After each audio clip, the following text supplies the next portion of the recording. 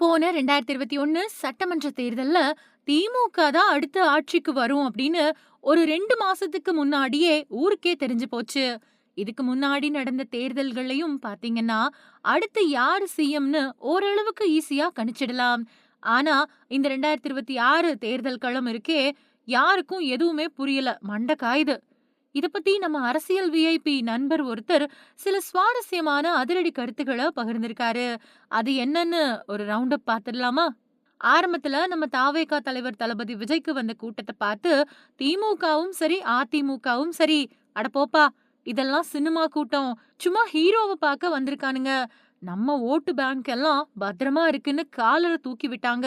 அப்புறம் கூட்டம் நாளுக்கு நாள் எகிரவும், சரி கொஞ்சம் இளைஞர்கள் கூட்டம் வருது, ஒரு 8ல இருந்து 10% ஓட்ட வேணா வாங்குவாருன்னு அவங்களுக்கு அவங்களே ஆறுதல் சொல்லிக்கிட்டாங்க. எலெக்ஷன் கிட்ட நெருங்க நெருங்க விஜய்க்கு கிடைச்ச அதிரடி வரவேற்ப பார்த்து நம்ம மூத்த பத்திரிகையாளர்களும் அரசியல் ஆய்வாளர்களும் புதுசா ஒரு குண்ட தூக்கி போட்டாங்க. ஓட்டெல்லாம் பிரிப்பாரு, ஆனா சீட் கிடைக்காது, பெரம்பூர்ல வேணா ஜெயிப்பாருன்னு அடிச்சு விட்டாங்க. ஆனா இப்போ தேர்தல் முடிஞ்சு எக்ஸிட் போல் வந்ததும், இல்ல இல்ல, கணிசமான சீட் கிடைக்கும், ஆனா ஆட்சியெல்லாம் அமைக்க முடியாதுன்னு நைஸா பிளேட்ட மாத்திட்டாங்க. ஆனா கன்னியாகுமரியில இருந்து திருவள்ளூர் வரைக்கும் தமிழ்நாட்டு வாக்காளர்களோட மைண்ட் செட் என்னவோ ஒரே மாதிரி தான் இருக்காம்.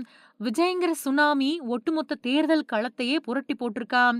யாருடா இந்த ஓட்டையெல்லாம் போடுறது அப்படின்னு பார்த்தா லிஸ்ட் ரொம்பவே பெருசா போகுது.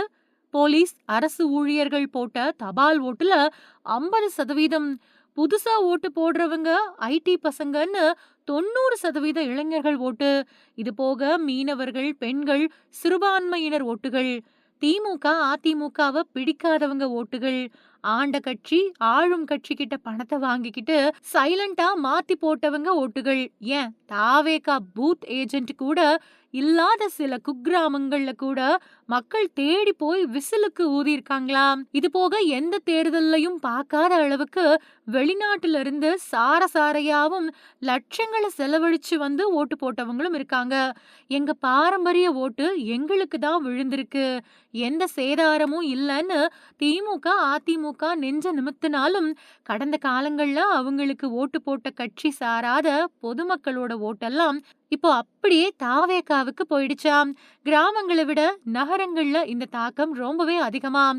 அதுலயும் முந்தியெல்லாம் யாருக்கு ஓட்டு போட்டோம்னு ரகசியமா வச்சிருக்கிற மக்கள் இப்போ வெளிய வந்து நான் தளபதிக்கு தான் போட்டேன், என் குடும்பமே விசிலுக்கு தான் போட்டுச்சுன்னு பெருமையா காலரை தூக்கி விடுறத பரவலா பார்க்க முடியுது.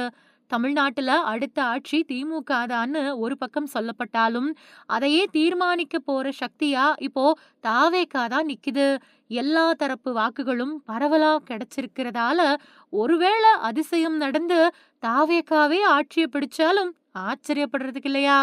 அவரு பிரிக்கிற ஓட்டு எங்க ஓட்டு இல்லவே இல்லைன்னு திமுகவும் அதிமுகவும் மாறி மாறி டயலாக் விட்டாலும், இந்த தேர்தல்ல தமிழ்நாட்டோட தலையெழுத்தையே நிர்ணயிக்க போறது அந்த விசிலோட சத்தம் மட்டும்தானாம்.